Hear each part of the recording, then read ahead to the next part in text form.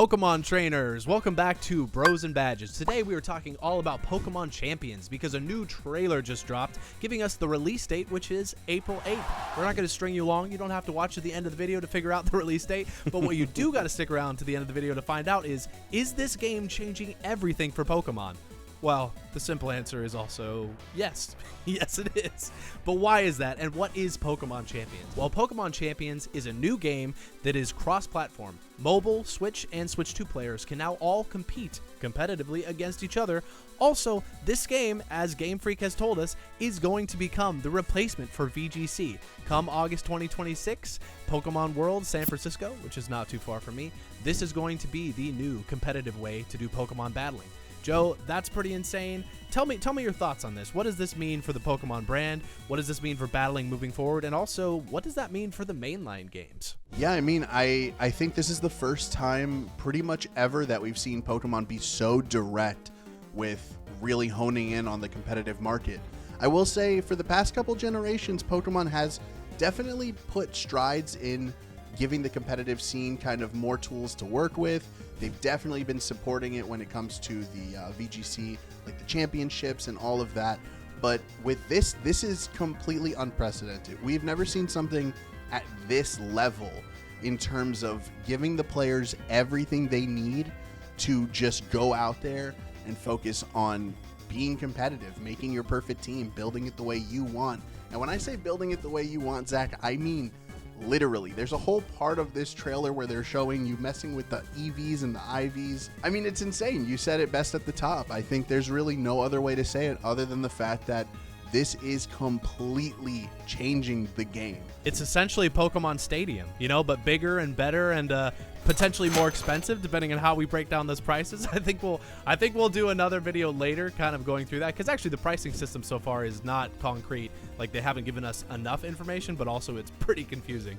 That said, though, like you said, this is going to be super customizable. We saw from the trailer there's a lot of customizations. I love what we saw with what you can do with your trainers. The fact that you can choose their wardrobe, you can change how they throw Pokeballs, you can change like the soundtrack. Like there's so much going on. Like this is really interesting. And like you said, this truly does feel like they are just committing. They're committing hard to this being the VGC moving forward, which means like in mainline games, I don't think we're going to see as much of a focus on that anymore. I think this is really where it's going to stay.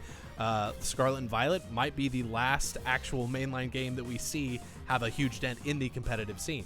I think even for Winds and Waves, that means that potentially when that game drops, there will probably still be a competitive scene in that game, but it's not going to be something that really like affects Worlds or the championships for that matter. There might be like, ability for you to battle with your Pokemon against other trainers in that world still, but I think that this is where the actual battle scene is going to live.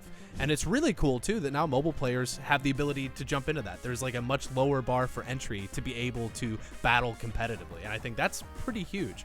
Whether or not some of the hardcore competitive players are happy about that, I don't know, but I think it's pretty cool. It does seem to lower the bar for entry, and the fact that we can get some of our old Mons from Pokemon Home to join us, maybe not all of them. I know on the website so far it says that there's only Pokemon that are in Pokemon Champions are transferable from Pokemon Home.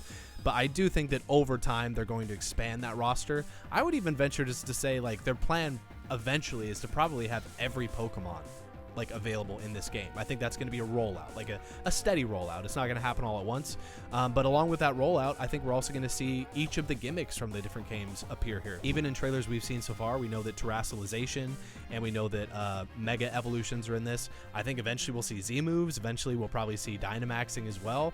Like this is just going to be I think like a smorgasbord of all of the best things from battling are going to be here, and that's super exciting. But yeah, Joe, what do you think? Like, I mean, as you said, I think they are really putting all their eggs in this basket when it comes to the actual battling side of Pokemon.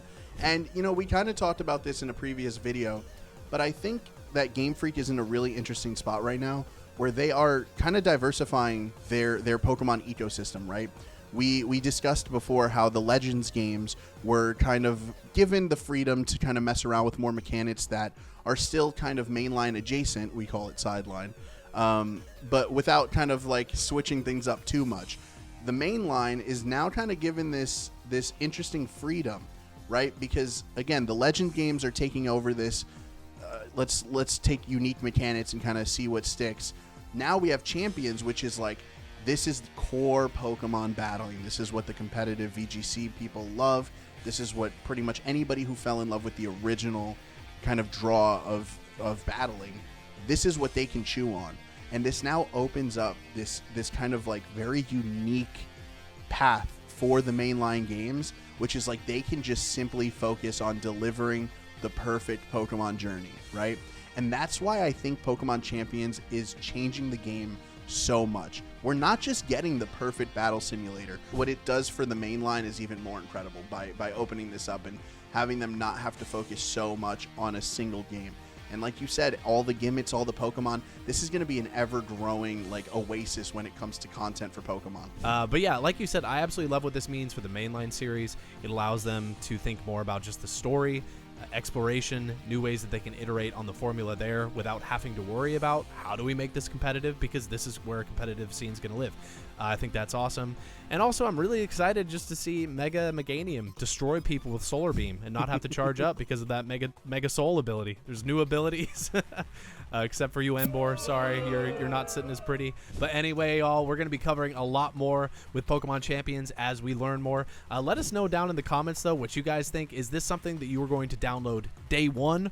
Are you excited for this to take over the competitive scene, or do you miss having the mainline series be where the competitive scene takes place? We don't. No, definitely not. All right, we'll see y'all in the next video. Bros and Badges, out.